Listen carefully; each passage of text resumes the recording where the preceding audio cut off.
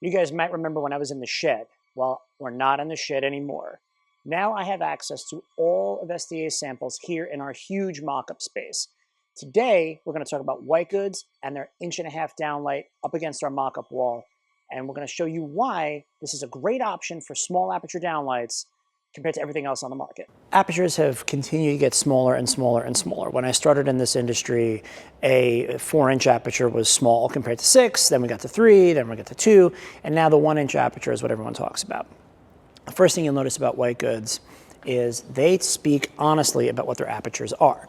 This is a 1.5 inch. Now what's really interesting about that is if we get really close to this, you're going to see that the lit opening is much smaller than 1 inch. But the overall aperture is 1.5 inches. And I think that's a really honest way of talking about what a 1" downlight can do. This is living in that 1" aperture family in terms of performance, in terms of specs. So if you're thinking about this, when you see 1.5 inches, does it go up against 2 inches or 1 inch? I would put it in the performance category of a 1" downlight. The thing that Inter-Lux does, that white goods does, that's different from all the other 1" families that you'll find out there, is consistency of form factor, and everything remains above the ceiling plane. No little reflector kickers, nothing that's going to interfere with the architecture. White goods believes in a full family for every aperture size they offer. The 1.5 inch is no different. We're going to start with the most basic. So imagine a retrofit application where you're putting the fixtures into the ceiling, you're pushing these spring clips, and you're popping this in, release, and these hold into place. But you're going to see here minimal micro flange, right? So a really clean hole in the ceiling, not an obtrusive flange if you're worried about mud in or anything in a retrofit application. Really nice and clean, and we're not getting you a really obtrusive height. We're below 4 inches in the ceiling with this guy, okay? This is your typical downlight. You're going to look at anywhere from 700 to 800 lumens depending on your color temperature and beam spread, but really nice punch out of this guy. The narrowest beam is going to get down to 25 degrees, which in a 1" aperture is pretty much par for the course. Let's talk wall washing. Inter-Lux is, if you've ever heard me talk about Inter-Lux, ever heard of any of my colleagues talk about Inter-Lux, you know that white goods and that sub-brand is really all about blending light into the architecture. Wall washing is key for that. That aperture looks like this, right? Totally different style of fixture in this aperture. So what that's doing is this reflector here is kicking light back down toward the wall, which is the goal of a wall washer, of course, but it's doing so without having a reflector that kicks below the ceiling. Many other manufacturers, and I won't name names, have that kicker that sits below the ceiling and interrupts the architecture. It also creates a very strange, if you've ever seen it in person, splash of light up on the ceiling.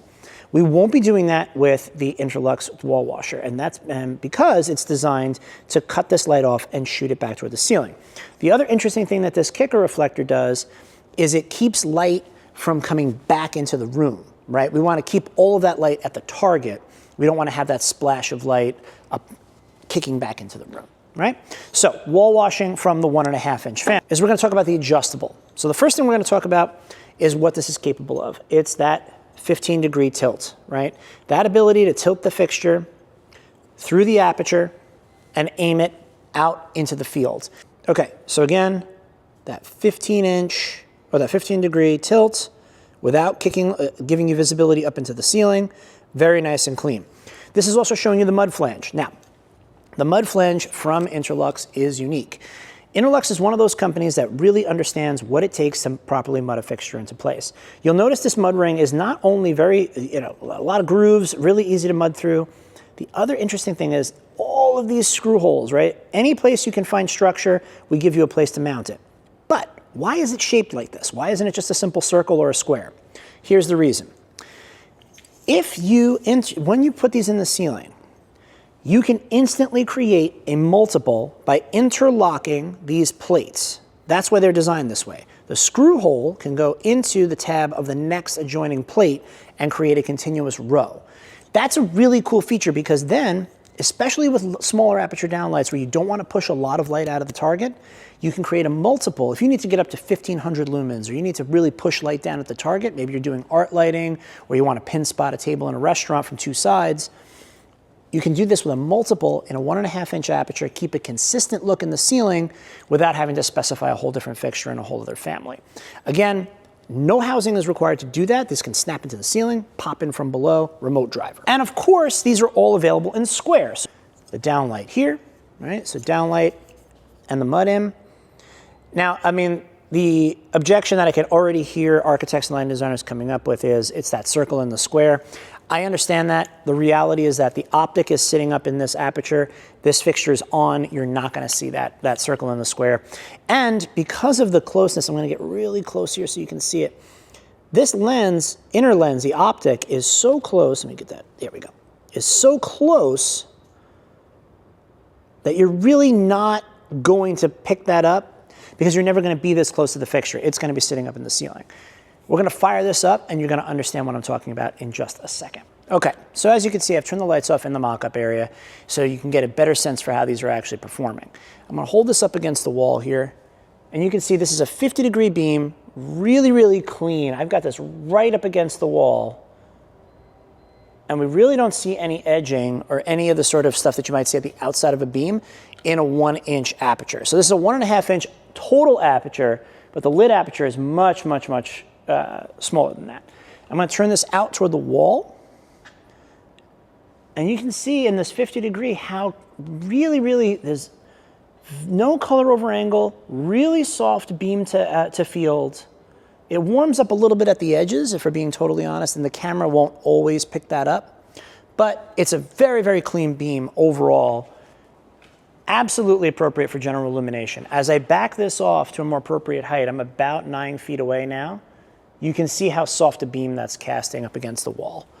Really, really nice fixture, really, really nice beam quality out of this aperture. Now, I'm going to bring this close. I think when you see this in person, you're going to really appreciate how clean this is. Now, and again, this gets back to that point. Unless you're looking straight up into it, all you're going to see is a really, really clean opening, really, really clean aperture, 1.5 total inches out to out dimension, which is really, really impressive. Okay, so this is the downlight. Let's move on to some of the other form factors. Okay, so I bragged a bunch about the wall washer. Now let's see it in action. We're going to start with one right here. Now I'm holding this upside down, obviously, so that you can kind of get a sense for it. As I pull this down the wall and I pull back here, you can start to see what this is capable of. So this is a slight asymmetric throw with a kicker. And the idea here, as I back this off the wall, is right around, I'm going to say, this is just a test, I'm about 8 inches off the wall now. And you can see I'm getting really good coverage. If I back off even just a little bit more, I get even more light down the wall. Now, just a quick tip to anybody that's ever tried specifying downlight or wall washing before. If you're going to test a wall washer, always test 2 because you want to see what your lateral spread is like. So if I get down here and I align these, you can see that lateral spread at just about a 1-to-1 ratio. So I'm just a little bit further apart than I am off the wall. You can see as I start to get wider, and I think the camera is going to be a little bit less forgiving about this than your eye would be, especially at the center of the wall. Really, really beautiful wall washing from an 1.5-inch aperture. Like, I can't stress that enough. It is a 1.5-inch aperture to make this happen. And as I get closer, it's still pretty well forgiven. Again, light at the center of the target is really what we're going for here. Really quickly, I'm just going to show you the backspill on this. So it's a light fixture. Inevitably, there's going to be some kick back toward the back of the wall.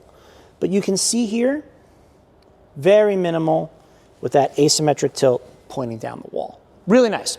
So wall washing, I feel very confident. I don't think you're going to find a wall washer you like more in this app. Okay, and the last but not least, I'm going to talk about the adjustable a little bit. So this is the adjustable that we showed before. You can see here, we're doing this with a black cone and the mud-in, right? Nadir, downlight, very clean, very exactly what you'd expect. And now you're going to start to see that I can tip this up and light the wall. I'm going to show you this in profile. That's what it's doing against the ceiling. You can see how much more tilt we're getting out of that aperture, downlight and out in front. I'm thinking about hospitality. I'm thinking about restaurants. I'm thinking about spaces where you may want to pin spot a table. This is a 25-degree beam. Definitely a wider beam set than you might want in a bigger aperture, but again, in that 1.5 inch, your chipset sizes are limited, what you're capable of from optically, there's just not enough room to make this all work to get you a tighter beam at this juncture in terms of where we are with LEDs and optics. But I will come real close, get a little coverage here. Now again, this is showing you how clean that aperture opening is. Even as I tilt, I'm going to tilt this. This is at the full 15 degrees. We're going to rotate, rotate, rotate. You really cannot see through the aperture. Let's see if that compensates. There we go. You'd have to be under it and looking straight up to see into the aperture. So now that I get the lights back on, I think what you saw in that 1.5 inch downlight from White Goods is a fixture that's fully capable of lighting up your hospitality spaces, commercial office spaces, residential interiors. It's mud-in, it's retrofit, it's got all of the tools you need to just deliver really great downlighting in a very small package. It's also optically very quiet and I think really forgiving. We're gonna just jump into a couple of technical details now. Okay, we're not gonna read through every single thing on the cut sheet because that would be, insane. But I do wanna just point out a few things to you as we look through this. Okay, first thing is you're gonna see right up here the codes for recessed plaster and trim versus the bezel trim. That bezel, again, very minimal. Your basic dimensions are shown here. Again, mud-in is 3.6 inches above the ceiling. The retrofit is 3.7 inches above the ceiling. You can see the plaster bezel versus the non, and you can also see what that recessed multiple looks like. Basic CCTs, you're gonna see 2700, 3000, 3500, 4000K, and warm dimming. I didn't have a warm dim sample today, I'm sorry. You're going to look through the twin trim, we saw that. Okay. Let's talk a little bit about remote driver applications. So again, 1.5 inch aperture, we're going to be doing remote drivers. Standard 0 to 10, there's less than 1% 0 to 10. There's also two-phase wiring and Lutron high loom. One of the things that I want to just mention here really quickly is we can pair multiple fixtures to a driver. So in terms of cost savings, if you know you're doing defined areas, we can send you a kit of 4 downlights and 1 driver. It will make the per fixture cost lower, and they will all dim together on that standard driver. So it's a great way to save some cost if you're willing to share drivers as you work, right? Which is the most efficient way to do this. The narrowest aperture, or the narrowest beam angle, I should say, is 20 degrees. I was wrong about that. I said 25 in the earlier portion. And again, white, black, and silver are standard. We can do any RAL finish for fixtures. We have new construction housing with an integral driver if you have an accessible ceiling. So if you've got an ACT ceiling and you're dropping these in and you want to just have driver per fixture, we have a housing for that. We have the landing pan for remote driver, again, new construction. We can do IC housings with integral driver, again, for accessible ceilings. So that's going to be kind of tricky. And then, of course, there's the no housing option, which just gives you that multiple retrofit solution. That is an interesting thing about Inter-Lux and White Goods, just in terms of nomenclature. We talk about no housing versus retrofit housing. It's the same idea. There are also optical lenses and options for this. So Solite lens, linear spread lens, honeycomb louver, diffusing film. We can make this thing look the way you'd like it to look. With a honeycomb louver in that tiny aperture, the light practically disappears. So that is the 1.5 inch family from White Goods. We're going to talk more about White Goods downlights in future videos. I hope you enjoyed this one. If you want to see more, use the contact us button.